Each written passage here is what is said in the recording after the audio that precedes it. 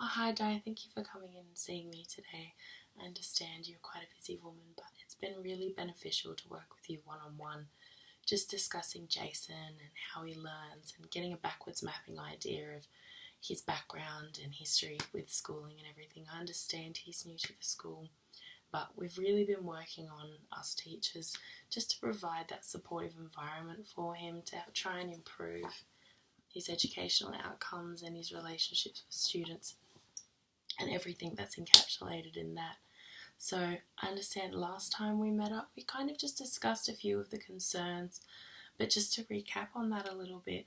So recently we've experienced some disruptive behaviour in class. He's been stormed out and been quite aggressive because he's become frustrated with the work content. Academically, he's lacking in some foundational skills, and we want to focus on bridging those gaps back together and just really supporting him in that regard, because I feel like that will bring his confidence right back up there.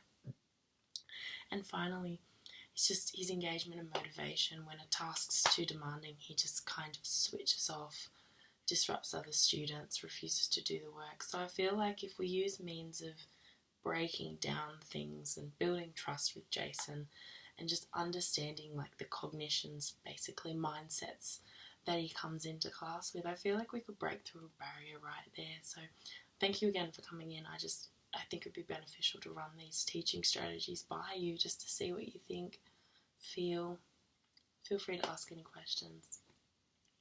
So the first teaching strategy that I feel like I could approach Jason in a one-on-one matter, just to build that teacher-student interaction and relationship, would be for me to come in with a trauma-informed framework, just to be really informed of his background, what he's experiencing in his home life, just what's going on in his head basically, just to understand when he comes in his headspace, because I think that would be good if I can kind of engage with him on that personal level. It could just break down a few of those walls and I can really delve right in there and build that trust with him. And so if there is a matter such as like frustration with the classwork, or if he feels like he's not up to scratch, he feels like he can come and approach me. But trauma-informed practices really just sets up a positive learning environment, especially for Jason, because basically the staff become more aware, students become more responsive in support as well. So if we decide to do some group work or whatever like that, we can just set a few mixed ability groups together. But I'll get into that because that's another strategy that I'd like to discuss with you. And basically it's just a whole class environment that becomes a safer space where he doesn't feel isolated, especially being new to a school as well. It kind of will just help him mingle and insert himself into that environment. So the second teaching strategy that I really wanted to try with Jason, just to try and help bridge those foundational gaps in his literacy and numeracy, would be mixed ability grouping and peer modelling. So just pairing him with other students in group work that have a higher ability range than him, because it will just help bring him back up based on basically his peers modelling to him. And basically this would be really good in a visual arts environment because it's a class of engagement for him and interest for him. So I feel like if we try and hone in on these particular skills such as literacy and numeracy, where he can practice like spatial awareness, language, and just the whole concept behind visual arts, it could just give him that confidence to go into other classes as well, but especially if we pair him with other peers that can just basically help him and just model that correct framework of work in the class environment. But then the third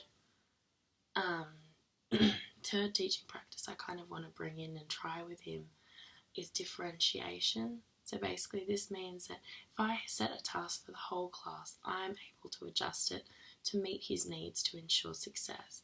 So I feel like in a way, if I give a task sheet asking him to discuss the elements of design and elements of visual arts, I can really bring him in and ask him, okay, we're going to focus on just this section, and I'm going to reframe this question for you so you can understand it a little bit better to try and prevent him feeling behind. But I feel like if I approach just the concerns with Jason with a whole open-minded end of the spectrum, with flexibility, we could really achieve a lot with him and break through some of these concerns, because he is a very, very bright child and a very, very enthusiastic tactile learner. So coming with a hands-on approach basically when I teach him, and just adjust things in a way that will allow him to just really engage with all these different elements of learning. And I really feel like if we go in with a flexible framework, he will be set up for success. So thank you for coming in, Dido. Thank you for coming in and just listening.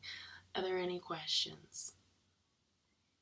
Yes, so basically if he acts out again, that's where we want to come in with the trauma-informed practices, just to really hone in on why he's thinking that way. What if he disrupts the other peers in the modelling and the mixed ability grouping? We'll find someone that he can connect with and engage with, and just play it by ear of who he works with and who he doesn't, and how we can adapt the learning environment for him as well to really engage with that. Yeah. Are there any other questions though? So thank you for coming in and meeting with me. If anything's unclear, please feel free to contact me. You can call me, you can email me. Yeah, okay. Have a lovely day, Di. Thank you.